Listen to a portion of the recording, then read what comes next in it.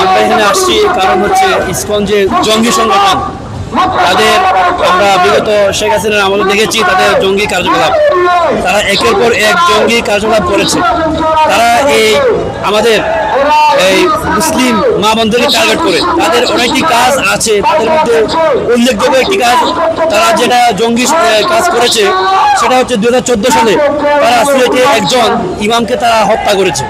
তাছাড়া তারা 2014 সালে তারা তারাবির নামাজে তারা মসজিদের মধ্যে তারা গুলি বর্ষণ করেছে। সেই গুলি বর্ষণে একাধিক মানুষ নিহত হয়েছে এবং একাধিক মানুষ আহত হয়েছে।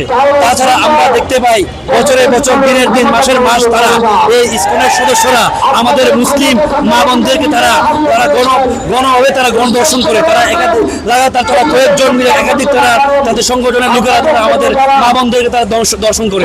এছাড়া তাদের বিভিন্ন কার্যকলাপ রয়েছে, তারা সরাসরি জঙ্গি কার্যকলাপের সাথে লিপ্ত। তারা এছাড়া আমাদের গত বছরে আমরা দেখেছি আমাদের একজন সুনামধন্য অ্যাডভোকেট মহোদয় আলিফ ভাইকে তারা নির্মমভাবে হত্যা করেছে।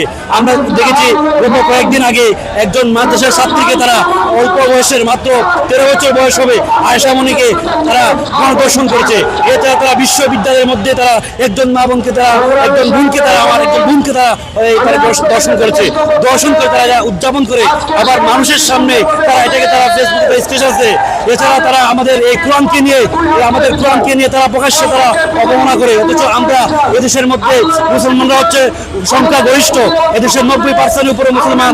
কখনো আমরা তাদের পূজার মধ্যে আমরা বাধা দিই না, আমরা তাদের পূজা, তাদের ধর্মগ্রন্থ নিয়ে আমরা হেনস্থা করি না বা তাদের ধর্মগ্রন্থে আমরা অবমাননা করি না। আমরা আমাদের ধর্ম পালন করি, কিন্তু তারা দেখা যায় বেশিরভাগ সময় তারা আমাদের ধর্মগ্রন্থকে তারা অবমাননা করে, আল্লাহ রাসূলকে নিয়ে প্রযুক্ত করে, মা আয়েশা রাদিয়াল্লাহু তাআলা আনহাকে নিয়ে তারা প্রযুক্ত করে বিভিন্ন তারা ইসলামী অনিসলামিক কার্যকলাপ তারা চালিয়ে যাচ্ছে। আমাদের একটাই দাবি, অবিলম্বে আমরা তাদেরকে এই জঙ্গি সংগঠনকে আমরা বন্ধ করতে চাই। এটাই আমাদের দাবি।